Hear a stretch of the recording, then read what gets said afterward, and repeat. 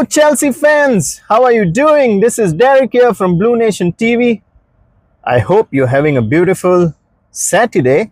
It's pleasant here in UAE.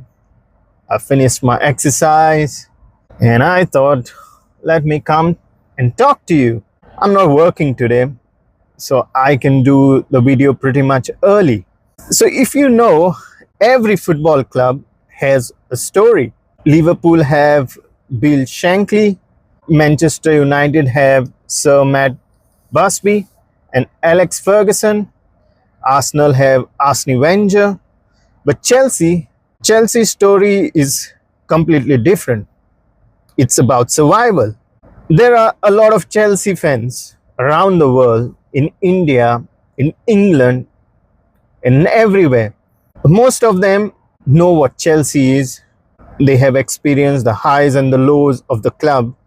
But there are many, maybe someone like me, who just became a fan overnight of Chelsea Football Club. And it's not wrong. You don't have to know the history to love something. Love happens at first sight. If you are one of those, this is something for you. I made a promise to you, if you don't support any football club, I'll help you fall in love with Chelsea. And this is for you. This is for someone who doesn't know what Chelsea were before. This is for someone who wants to know a little bit history about Chelsea, the history about survival of Chelsea Football Club. So like I said, the Chelsea story is very different. It's a story of survival. The club that nearly lost its home, a billionaire who changed the football forever, a forced sale that nobody wanted, a new ownership that split opinion across the football world. And today, at Chelsea prepare for another season under Blueco, I want to tell you why I believe Chelsea will always succeed. Because success isn't owned by one man. It's a part of Chelsea DNA. Let me break it into chapter 1. Let's go back to 1982. Chelsea weren't European champions. They weren't Premier League champions. In fact, Chelsea were in serious trouble. Crowds were falling. Money was tight. The stadium itself had become one of the club's biggest problems. I don't know if you know, but the stadium itself was the biggest problem what Chelsea had. Then came Ken Bates, a British businessman who believed Chelsea had a huge potential. If you know, Chelsea was bought just for £1, £1 British pound. People would hear and think, what is this? What a bargain deal, right? For a club like Chelsea. It wasn't that Ken Bates brought the club for £1. That £1 came with a huge debts, legal battles, and uncertainty. Bates wasn't actually buying success. He was buying problems. One of the biggest problems was Stamford Bridge. Developers were actually interested in buying the land. There was a genuine fear that Chelsea could lose their home forever. Imagine Chelsea now without Stamford Bridge. Ken Bates had to fight for many years, a lot of legal battles to bring Stamford Bridge back under Chelsea's control. Without that fight, there was a real possibility that Chelsea would never be playing today. Now chapter 2. After finally securing Stamford Bridge, Ken Bates made one of the smartest decisions in Chelsea's history. He helped create CPO. CPO is nothing but Chelsea Pitch Owners, or simply what we call it as CPO. Thousands of Chelsea supporters bought shares. Why? Because Ken Bates never wanted another owner to move Chelsea away from Stamford Bridge. And we've seen that in discussions now why the Blueco are struggling to move out from Stamford Bridge. We'll come to that later. And today, if anyone wants Chelsea to leave Stamford Bridge, they need approval of Chelsea Pitch Owners. Think about that. The fans actually became the guardians of Chelsea's home. Not many football clubs in the world can actually say that. the fans on the pitch. Am I right? Now let's go to chapter 3. Fast forward to 2003, Chelsea had improved. But financially, the club still carried significant debt. Then came Roman Abramovich, Russian billionaire who had his fortune in oil, metals, and other industries. He was an industrialist. Now, if you see, Roman could have bought anything else with the money he had. He was one of the most powerful guy then. He had everything basically, a yacht, private island, luxury businesses. Instead of having all the wealth, he bought Chelsea. Now, like I said, he could have bought anything, but he bought Chelsea Football Club. If you know Roman, he said on multiple occasions, he could have bought many other things with the money he had, with the lifestyle he had, with the type of person what Roman is. But he chose Chelsea. Why? Because football gave him something money couldn't buy. Emotions, competition, legacy. And what happened next changed English football forever. Now let's go to chapter 4, the Roman era. Roman just didn't spend money. He changed football. Chelsea suddenly became one of Europe's biggest clubs. Premier League champions, FA Cups, League Cups, Europa League winners, Champions League winners, Club World Cup champions. During Roman's ownership, we won 21 major trophies. And here's something incredible. During those 19 years, Chelsea made 15 managerial appointments. Think about that. 15. Ranieri, Mourinho, Grant, Scolari, Hiddink, Ancelotti, Andre Villaboas, Di Matteo, Benitez, and then Mourinho again, Conte, Sarri, Lampard, Tuchel. Managers came, managers left, but Chelsea kept winning. That was what Roman's mentality was. Nobody was bigger than Chelsea Football Club, not even the manager. Sometimes it felt a lot harsh. Ancelotti won the double, sacked. Di Matteo delivered our first Champions League, and months later he was sacked. Conte won us the Premier League, few months, he's gone. Even Mourinho, our greatest ever manager who gave us a double, was sacked twice. Roman demanded one thing, and that was excellence. Chelsea became addicted to winning. You've seen in a lot of podcasts of ex-players of Chelsea, even John Terry speaks now, that Chelsea's mentality was winning. If they weren't playing well, they wouldn't smile. They just wanted to win. The mindset was about winning.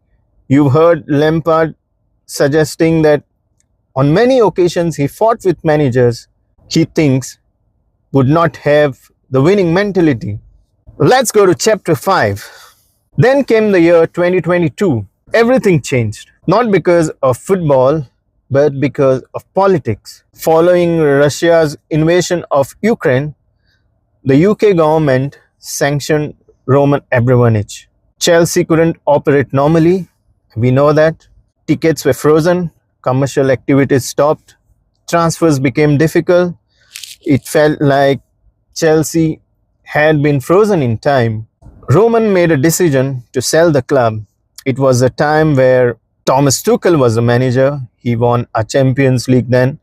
Yes, Roman announced he would sell Chelsea, not because he wanted to, because circumstances left him with no choice. The era had finally ended.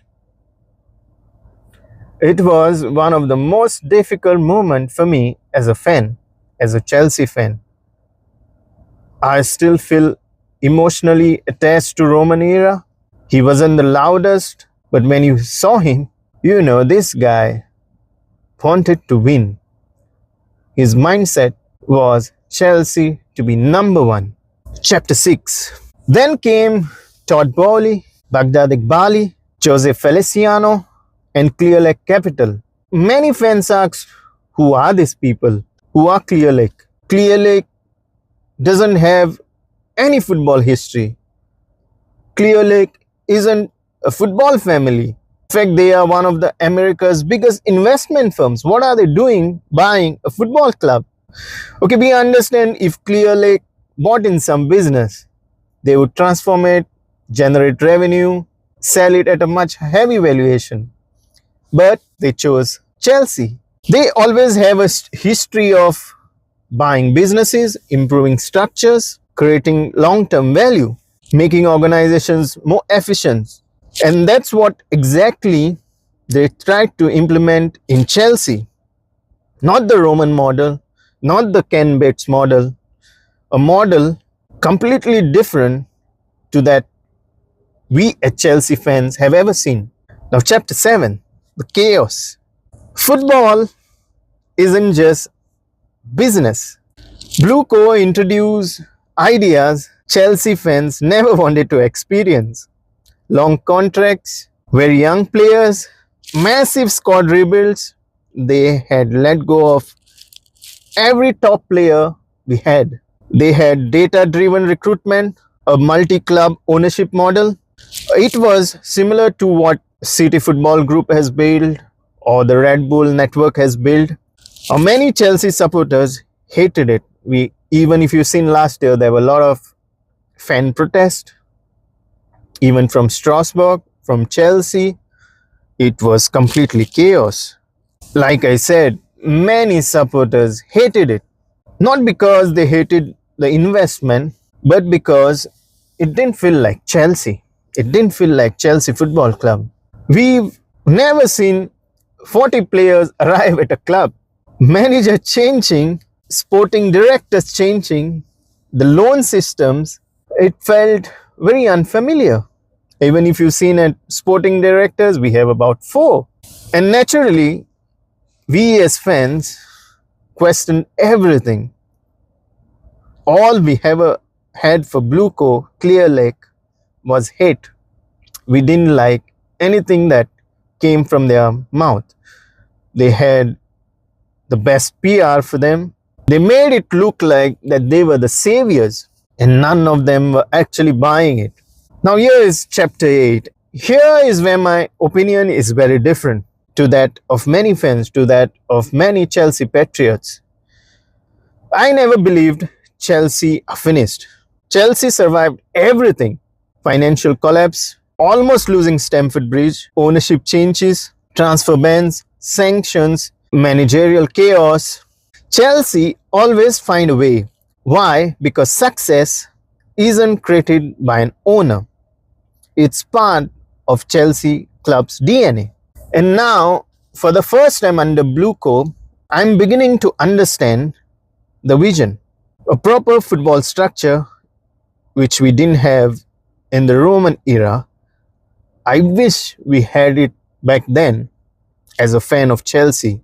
When you have a football structure, you have more global coverage. That's what I believe. We have elite recruitment right now. We've seen it for this transfer window. Young players, but good young players.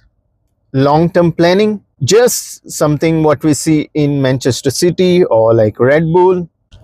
Now, will this every signing succeed? No. Will mistake happen? Absolutely. But maybe, just maybe, the difficult years were the foundation for something much bigger. What do you think, Chelsea fans? Now it is entirely in Blue Co hands not to put us back in the era of 1980s, not to get Chelsea Football Club in debt again. I wouldn't want to see that. We're hearing stories that Chelsea Football Club is cash stripped. We have a lot of loans. But I also believe Clear Lake Capital know what they are doing. They are an investment company. They know how to rotate money. They know how to make profit. I give it up to them because they know their accounting structure. They know the rule book. And we've seen it. And Chelsea fans, if you're seeing this, just believe when it comes to accounting, Blue Co is top there.